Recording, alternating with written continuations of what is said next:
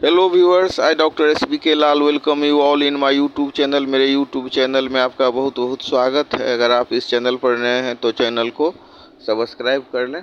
इसमें हम विविध बीमारियों से संबंधित और स्वास्थ्य संबंधी जानकारी आपके सामने लाते रहते हैं इस चैनल के माध्यम से। आज हम लेकर के आए हैं जीवाणु। तो कुछ इसमें हम जीवाणु और कुछ एंटीबायोटिक औषधि के बारे में चर्चा करेंगे और नए टेक्नोलॉजी से जो एंटीबायोटिक सब बनाया जा रहा है उसकी चर्चा करेंगे। साथ ही हम देखेंगे कि होम्योपैथिक दवाइयाँ कैसे एंटीबायोटिक प्रभाव उत्पन्न करती हैं। इन सारे बातों की जानकारी आपको देंगे कि मॉडर्न जो साइंस का जो टेक्नोलॉजी है, जो मॉडर्न टेक्नोलॉजी से यूज करके जो दवाइयाँ बनाई जा रही हैं, उसी सिद्धांत का कदाचित होम्योपैथी भी उपयोग करता है। और कई बार जब सुपरबग जैसी बीमारी उत्पन्न हो जाती है, जिसमें कि बैक्टीरिया के शरीर में प्रतिरोधक क्षमता विकसित हो जाती है एंटीबायोटिक दवाइयों के मामले में, और तब एंटीबायोटिक दवाइयाँ निष्प्रभावी हो जाती हैं। और जब सुपरबग जैसे बीमारी से कोई व्यक्ति जूझ रहा होता है तो साधारण सा भी इन्फेक्शन एक बड़े बड़े एंटीबायोटिक के प्रयोग से भी नहीं समाप्त हो पाता है। अब ये सूक्ष्म जो जीवाणु है, जो बहुधा एक कोशिकीय जीव कहलाता है, मतलब उसका शरीर एक कोशिका से बना हुआ होता है। इनका इतिहास बहुत पुराना है। ये पृथ्वी में मानव से बहुत पहले से रह रहे हैं।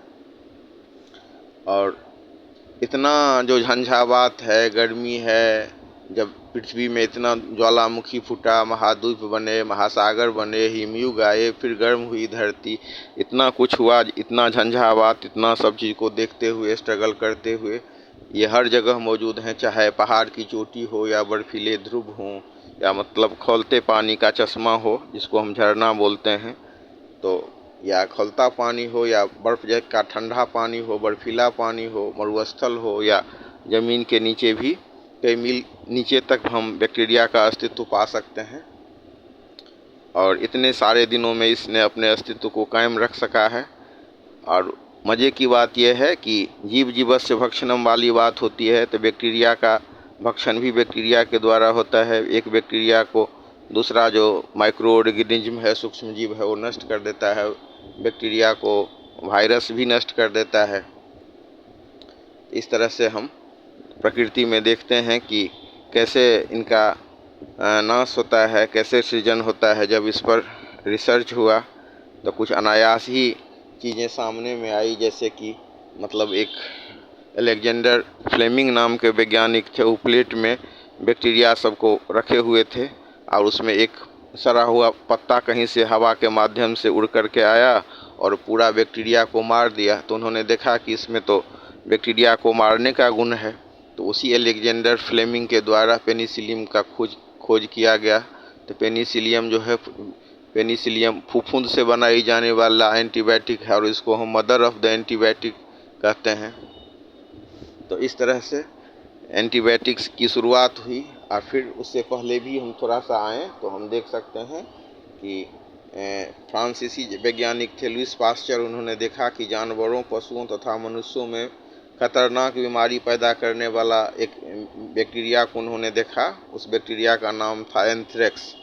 तो वो मिट्टी में पाए जाने वाले ये जो मतलब एंथ्रेक्स जीवाणु होते हैं, तो उसको मिट्टी में पाए जाने वाला कुछ जीवाणु मार देता है। तो इसी जीवाणुओं से उन्होंने एंथ्रेक्स जीवाणु के खिलाफ लड़ने वाला पहला टीका बनाया था। तो एंटीबायोटिक के इतिहास में ये एक महत्वपूर्ण कड़ी थी। अब पेनिसिलिन के आने के बाद स्टेफाइलोकोकस ओरियस जीवाणु के कुछ नमूनों से एंटीबायोटिक दवाओं का असर खत्म होना शुरू हो गया। मतलब स्टेफाइलोकोकस ओरियस पर एंटीबायोटिक का असर नहीं हो रहा था। यही जीवाणु रिस्पॉन्सिबल था फोड़ा मवाद या मतलब आहार नालिका में या ब्लड पॉइजनिंग के लिए। तो अगर हम प्रतिरोधक क्षमता विकसित करने की बात करें तो सबसे पहली घटना ये थी जब एंटीबायोटिक के प्रति प्रतिरोधक क्षमता विकसित हुई। फिर हम देख सकते हैं कि कितना एब्यूज हुआ है एंटीबायोटिक का, कितना दुरुपयोग हुआ है। कई बार डॉक्टर को समझ में नहीं आ रहा है तो 2-3 एंटीबायोटिक भी दे देते हैं।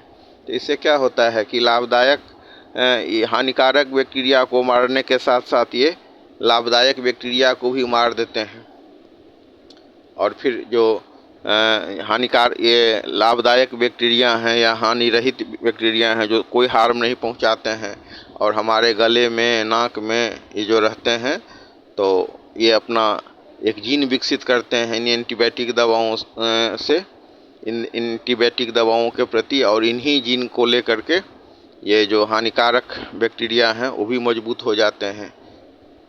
तो इस तरह से हम देख सकते हैं कि जब हम किसी हानिकारक जीवाणु को मारने के लिए एंटीबायोटिक दवा खाते हैं, तब इस दवा से हमारे मुंह, गले और आंत में रहने वाले कई हानिकारक जीवाणु भी मर जाते हैं।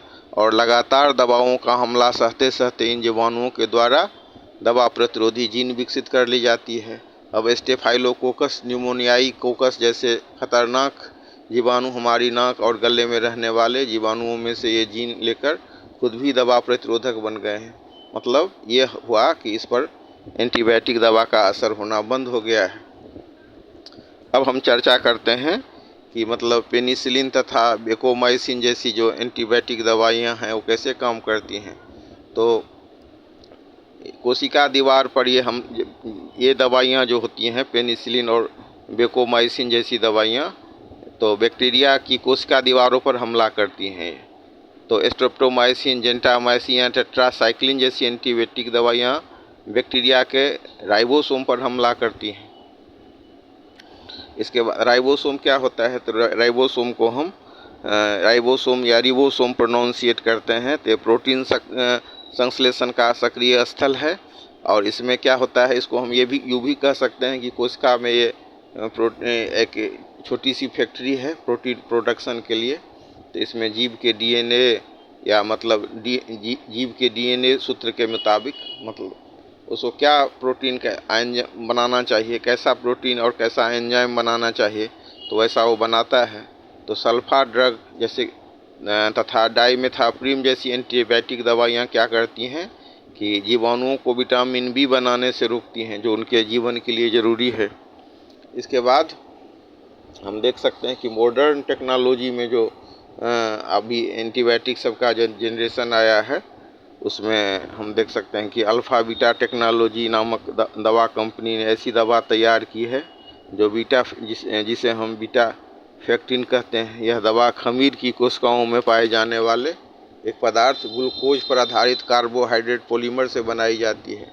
अब सफ़ेद रक्त कोशिका पर यानी कि WBC पर एंटेना के तरह एक कण होता है जिसे हम बी ग्लूकोज रिसेप्टर कहते हैं।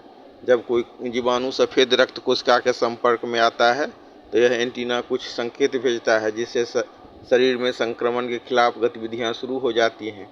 तो ये जो दवाई का आविष्कार हुआ है, ये क्या करता है कि मतलब बीटा फैक्टिन नामक दवा बिली ग्लूकोन रिसेप्टर को उत्तेजित करती है, जिससे प्राकृतिक रूप से प्रतिरोधक क्षमता विकसित हो जाती है। अब हम चर्चा करते हैं कि कई बार आप देखेंगे कि कई एंटीबायोटिक फेल हो गया और 2-3 एंटीबायोटिक दे रहे हैं वो भी फेल हो गया, क्रीम सब दे रहे हैं वो भी फेल हो गया। और उस केस में हम कई बार थूजा 1M में और कभी कभी CM में देते हैं और ठीक हो जाता है। तो ये क्या करता है, ये सफ़ेद जो रक्त कोशिका है, वाइट ब्लड कार्ड सेल्स है, उनको मदद करती हैं। और ये गुण सिर्फ थूजा ही में हो ऐसी बात नहीं है, कई दवाइयाँ हैं जिसमें आप देखेंगे जैसे माइरिस्टिका से भी फेरा हो गया, गन पाउडर हो गया। तो इन दवाओं के माध्यम से हम सफल हो पाते हैं, जबकि सब एंटीबायोटिक सब निष्प्रभावी हो जाता है। इस तरह से होम्योपैथी बहुत दिन से सहारा बना हुआ है और कोई हानिकारक प्रभाव भी नहीं करता है। और कई बार एक बार वो ट्रेनिंग दे देता है वाइट ब्लड सेल्स को, तो काम करते रहता है।